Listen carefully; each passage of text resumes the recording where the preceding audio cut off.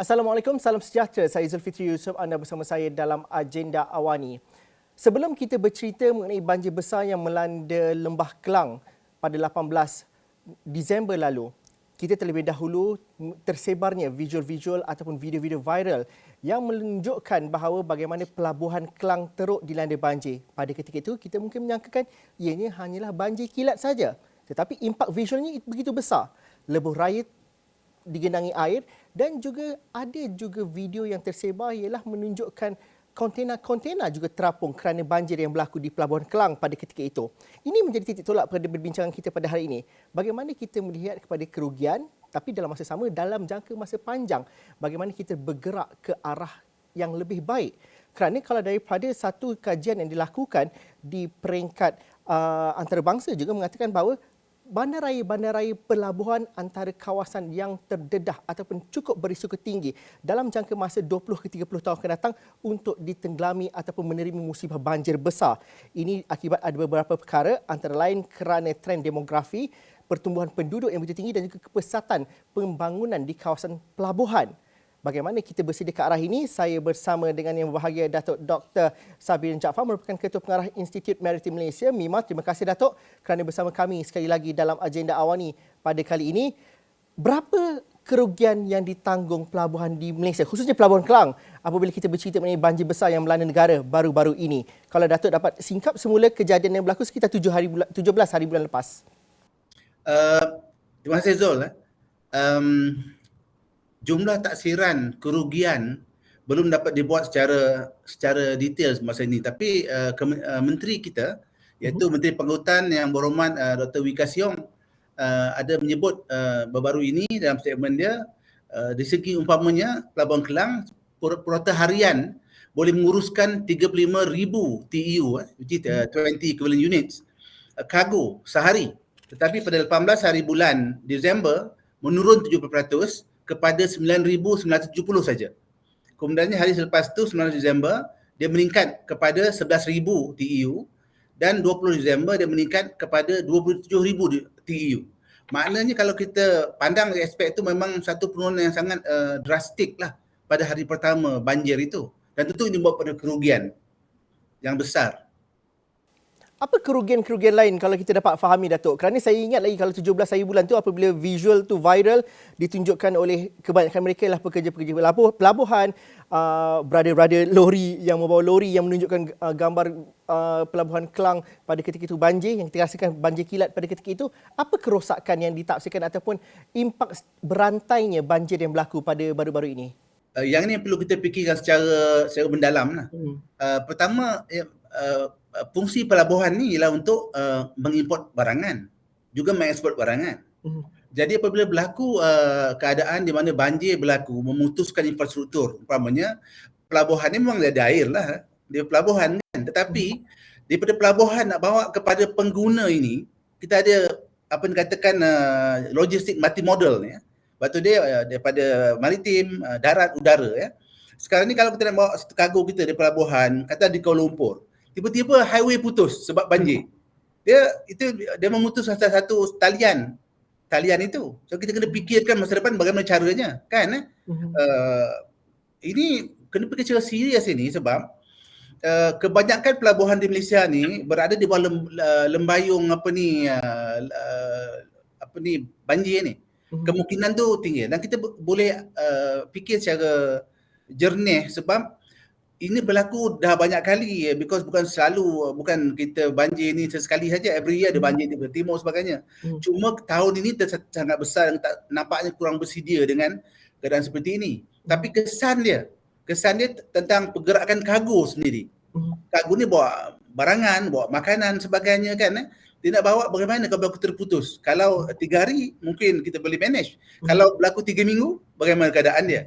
Dan ini kita lihat trend-trend di luar telah berlaku sekarang ni, di mana bila berlaku satu keadaan banjir di pelabuhan, yang terkesan dua. Yang pertama infrastruktur, banjir, kereta tak bergerak. Yang kedua manusia sendirilah bekerja dia tak boleh datang bekerja. Pemandu lori tak boleh datang bekerja sebagainya, dan mereka pun kalau banjir pun air surut, mereka sibuk menguruskan kediaman mereka yang memerlukan mungkin berminggu untuk pulih seperti asal. Ini memberi satu stres yang sangat berkesan lah, terkesan untuk kita fikirkan secara mendalam apa cara terbaik untuk mengatasi ini untuk jangka panjang.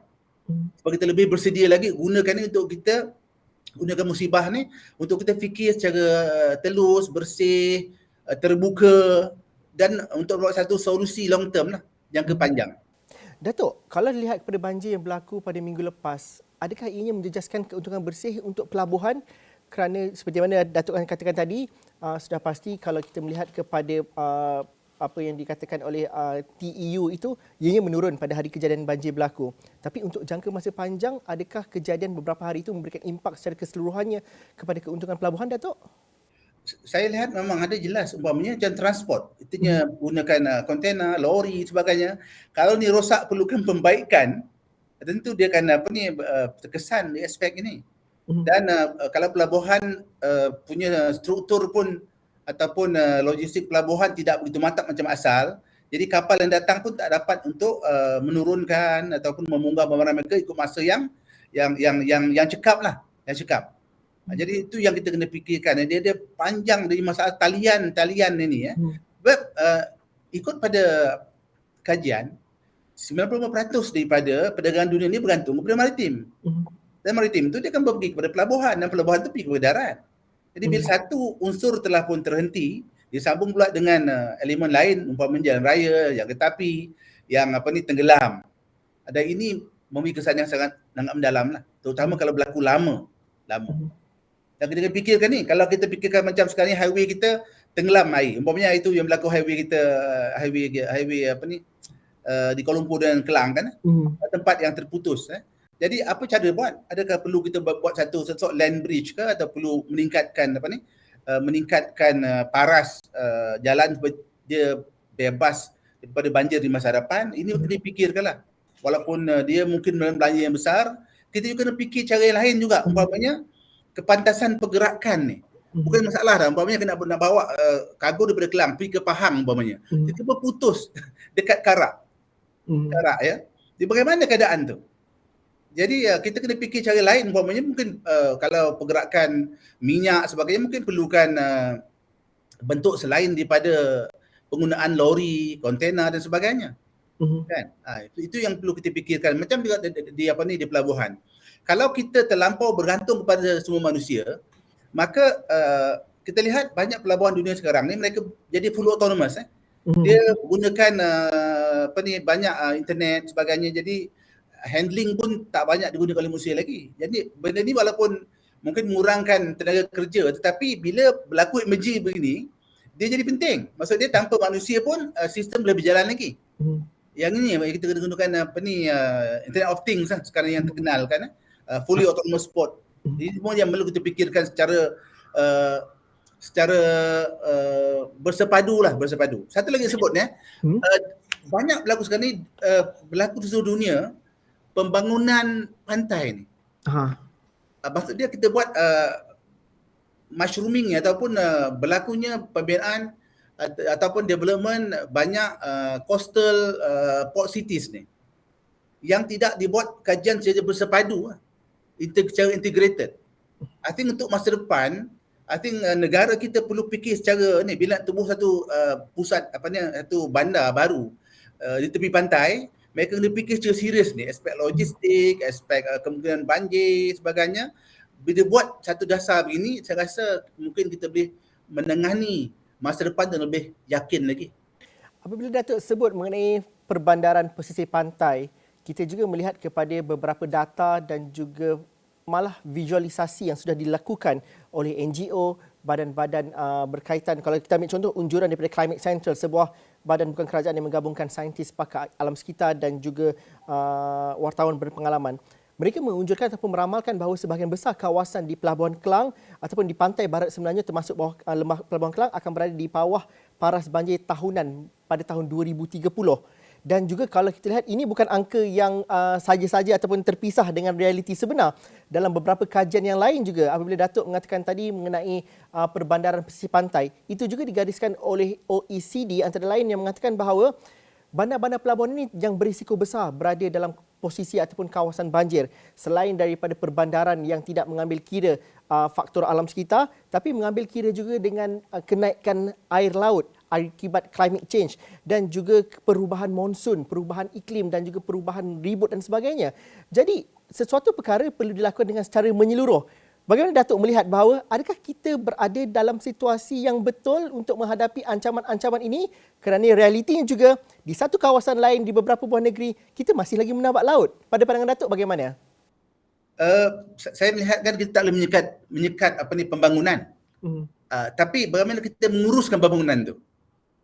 Kita lihat macam kita buat pelabuhan.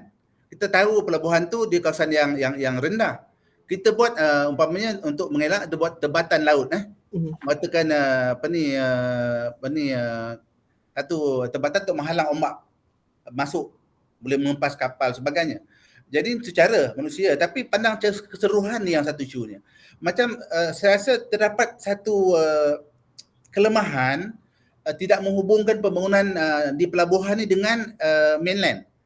Mereka fikir pelabuhan ni pelabuhan laut saja, tapi tak terlibat dengan jalan raya sebagainya. Sebab tu kami pernah membuat lawatan di beberapa pelabuhan di Malaysia, kajian MIMA ni, kita melihat kadang-kadangnya pihak yang menjaga isu jalan raya membiarkan tempat tu banjir berpuluh-puluh tahun, walaupun pihak port telah pun mengatakan ini masalah kan. Jadi lepas tu perlunya pemikiran cara bersepadu ni.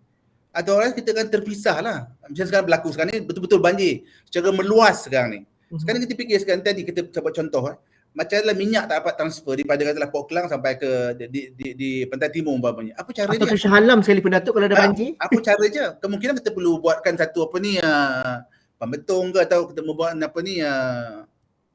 cara-cara lain macam kita menghantar gas umpamanya. Jadi jarak tu boleh diatasi dengan kecekapan dan kecepatan pergerakan kargo itu.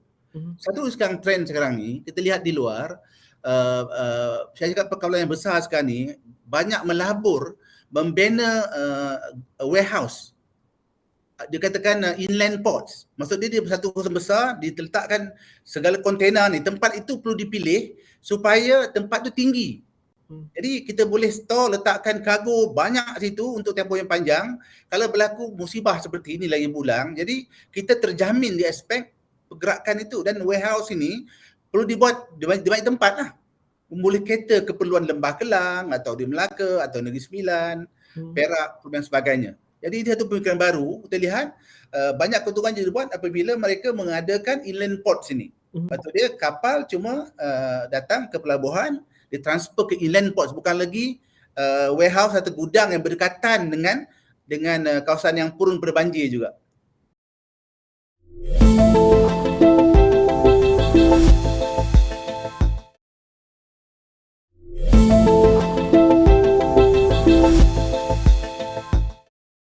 Adakah kita ada masalah untuk ada idea dan juga inovasi seperti Datuk katakan tadi daripada pelabuhan ke inland port?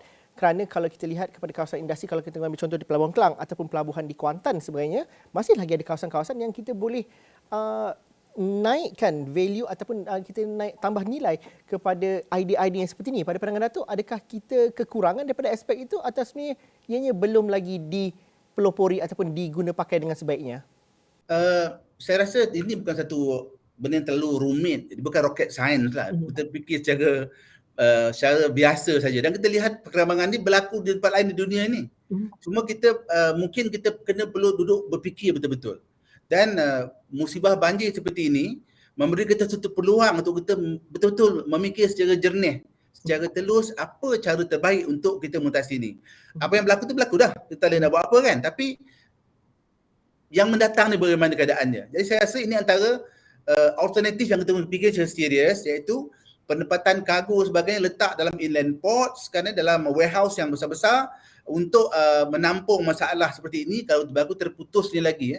Sebab untuk kita membina jambatan, atau meninggikan lagi lebuh raya sebagainya, atau ECRL nak alih macam mana. Jadi ini perlukan masa. Tapi yang urgent sekarang ni, barang-barang mesti kita letakkan tempat yang selamat untuk tempoh yang panjang. Ini saya rasa kita ada kelebihan di aspek tanah banyaklah. Tanah. yang perlu boleh kita gunakan macam negeri Pahang, negeri Johor sebagainya, mereka boleh mengadakan warehouse seperti ini untuk memberi jaminan ataupun security, food security dan sebagainya lah apa berlaku malapetaka seperti ini. Okay. Satu lagi nak beritahu Zul contoh berapa serius isu air ni ialah kita lihat negara tetangga kita berpindah ibu negara. Jakarta dicadangkan berpindah ke Kalimantan, ke Kalimantan Timur di Palangkaraya. Ada sebab disebut dalam masalah kemungkinannya ataupun diunjurkan Jakarta tu akan tenggelam dalam tempoh 2050 begitu. Mungkin bersedia lama begitu. Kita lihat je negara jiran di bawah kita mereka bincangkan masalah kenaikan paras air ni dibincang dalam bajet mereka, sebab tu mereka tak terjejas dalam pelabuhan di Singapura umpamanya, mereka tak terjejas. Sebab tu saya rasa kita perlu program yang long term lah, yang panjang, bersedia menghadapi kemungkinan ini. Datuk, perancangan masa depan tu penting dan juga harus dilakukan dan juga diimplementasikan dengan sebaik mungkin. Tapi apabila kita mengatakan bahawa contoh negara lain, ada sebuah negara yang sering diberikan satu modul ataupun menunjukkan modul yang terbaik dalam pada mengawal ataupun menguruskan banjir, tetapi dapat lagi menguruskan sistem pelabuhan dengan begitu cemerlang. Belanda contohnya. Mungkin ada sesuatu, ini bukannya mereka lihat sekarang, tapi inovasi itu sudah wujud ataupun sudah dilakukan sejak dahulu lagi. Mereka sudah merancang sampai ribuan tahun. Mungkin dengan kepakaran Datuk dan juga sedikit pengetahuan Datuk, mungkin dapat Datuk kongsikan apa yang kita dapat pelajari dari negara seperti Belanda. Ataupun Datuk katakan tadi, tak jauh pun, jiran kita di Singapura pun kita boleh contohi. Di mana kita mahu bergerak sekarang ini? Kerana tidak keterlaluan kalau dikatakan bahawa kita memisahkan ataupun kita melihat satu masalah itu secara silo dan tidak menggabungkan secara holistik. Pada pandangan Datuk bagaimana? Apa yang kita boleh pelajari daripada Belanda contohnya? Saya tertarik Zul bila dia bawa contoh Belanda tadi. Belanda ni memang negeri bawah paras laut. Tapi kita belajar sejak sekolah rendah lagi, cerita Belanda ini membuat dike sebagainya untuk memantau keadaan air. Dan sekarang ni macam Port Rotterdam, dia port antara yang paling maju di dunia ya. Jadi itu yang kita, peringkat memang ni kita buat kajian, tapi terpulang kepada kerajaan untuk mengambil kajian kami ataupun cadangan kami. Mereka ada mungkin cara tersendiri dalam mengatasi inilah yang kita di luar daripada kuasa MIMA umpamanya. Tapi kita nampak benda ni satu benda yang besar. Bila berlaku banjir itu kita terpaksa fikir jauh ke depan. Jadi cara bagaimana itu kita serah kepada pihak yang berkuasa lah untuk memikirkan, dan contoh dah berlaku sekarang ni, dah berlaku depan mata. We have to think differently now. Dan kita kena terima hakikat yang benda ni akan berlaku berterusan, dan apa yang berlaku sekarang pun dia bukan berlaku sekaligus tu, dia berperingkat ya. Jadi isu elemen environment kan, pengurusan air, alam sekitar, ramalan cuaca sebagainya, semua sekali kena holistik lah. Termasuklah yang kita fikir sekarang itu cuma masalah menyelamatkan manusia, pembersihan rumah kawasan selepas ni. Tapi yang long term tu yang kita perlu penting, yang boleh memberi satu security, satu perlindungan yang lama kepada negara kita, dan mengunjurkan kelicinan dalam penghantaran kargo yang membawa makanan, barang-barangan untuk tempoh yang lama. Dan ini kita fikirkan, sebab Malaysia ini sebenarnya walaupun semenanjung, dia pulau juga ni. Jadi kalau diunjurkan Maldives, Mauritius akan berada di bawah air, Vanuatu umpamanya in 2050, so kita kena fikir itu juga. Dan ni maksudnya this a wake up call untuk kita tengok banjir ni mungkin hikmah untuk kita fikir lebih serius, bersatu padu, jangan salah menyalahkan. Jadi kita ambil semua pendapat, kita fikir untuk kebaikan negara kita. Anak cucu kita ni dia pergi jauh ke depan, bukan setakat ini aja. Datuk, mungkin dapat diceritakan juga apabila kita bercerita mengenai banjir yang berlaku pada kali ini, kita banyak bercerita mengenai masalah dan juga hal-hal yang berkaitan dengan pelabuhan sebentar tadi, cerita pasal kargo, food security dan sebagainya. Namun kalau kita cerita pasal maritim di Malaysia ini berhubung kait juga dengan perikanan. Itu aktiviti perikanan dan juga ekonomi contohnya. Dan juga aktiviti pelancongan dalam masa yang sama. Dan ini turut terkesan akibat banjir yang berlaku pada baru-baru ini. Bagaimana kita melihat impak banjir itu walau ianya menyeluruh dan juga bagaikan tidak ada yang tidak terkesan akibat banjir pada kali ini kalau dalam aspek industri maritim? Jelas sekali. Macam perikanan nelayan, hampir kesemua nelayan duduk di pesisir pantai. Malah yang nelayan sungai pun pun terkesan baru-baru ni kan, bila sungai melimpah. Jadi bila mereka tak selamat, mereka tak keluar tangkap ikan. Dan supply akan berkurangan, tak sampai kepada pasar kan. Jadi yang tu kita fikirkan. Pelancongan. Siapa nak pergi di musim banjir di tempat tepi laut? Jadi ini contoh banyak yang viral gambar-gambar tempat pelancongan di kawasan yang tinggi lah macam Ulangat pun terjejas juga. Tak sangka banjir datang daripada atas gunung kan. Jadi ini dia memang ada kesan dia bila berlaku bencana ni, kesan dia bukan kepada ni, dia terbang keseluruhan sekali. Jadi yang pentingnya untuk yang perikanan tadi, dia ni food security lah. Memang negara kita ni, orang kita banyak bergantung kepada protein kepada hasil laut kan, ikan sebagainya kan. Dan untuk pelancongan, dan kebanyakan pelancongan di negara kita ni ialah di tepi pantai. Orang suka pergi pantai. Tapi kalau di atas tempat sejuk, di atas bukit gunung pun, kalau laluan telah membanjir pun terjejas juga. Dan nobody wants to leave their home kalau mereka tak secure rumah mereka kan. Banjir naik sebagainya, ini kesan teruslah. Jadi in fact bencana banjir ni perlu dipikirkan secara betul-betul tulus lah dan bersih, berlapang dada kan, apa terbaik dia buat dia kan. Jangan tersalah menyalahkan, tapi kita fikir apa, kalau boleh kita boleh import apa yang berlaku di luar negara yang berjaya menguruskan isu bencana banjir dengan baik, dan mungkin kita boleh copy cara mereka tu. Tapi kita of course kita ada banyak jabatan yang rasanya perlu duduk betul semeja betul. Dengan dipengurusi oleh pihak yang tertinggi lah, memberi arahan yang jelas perkara ini supaya apa yang berlaku ini memberi satu pengejaran dan iktibar yang baik untuk kita bergerak ke arah Malaysia yang lebih bagus dan lebih teratur lah. Datuk, mungkin terakhir sekali kita ambil iktibar satu perkara, tetapi bagi mereka pihak yang bertanggungjawab, ini adalah wake up call untuk melihat kepada isu banjir dan juga isu ekonomi secara menyeluruh. Di peringkat MIMA sendiri, apa wishlist Datuk contohnya? Mungkin ada gerak kerja ataupun kerangka yang perlu ditambah baik yang melibatkan kepada dengan melihat dan juga meneliti ancaman climate change, ancaman kenaikan aras laut ini secara lebih serius.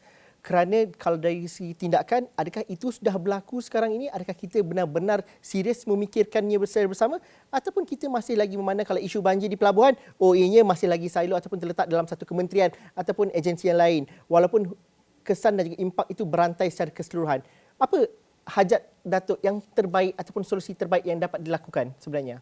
Ya Zul, di aspek ini saya bersyukur lah BMIMA ni, walaupun kita ditempatkan di bawah Kementerian Pengangkutan, tapi penubuh asal di bawah Jabatan Perdana Menteri, kami banyak hubungan dengan lain-lain kementerian. Umpamanya kalau environment tadi, kita ada satu pusat environment yang mantap, dan kita ada collaboration yang pantas dan yang begitu mantap dengan Kementerian KASA lah. KASA. Macam isu pelabuhan dan sebagainya, kita memang di bawah Kementerian Pengangkutan. Jadi wishlist kita orang ni, kita buat kajian. Kami sekarang memang membuat kajian tentang pelabuhan, keperluan membuat pelabuhan baru sebagainya.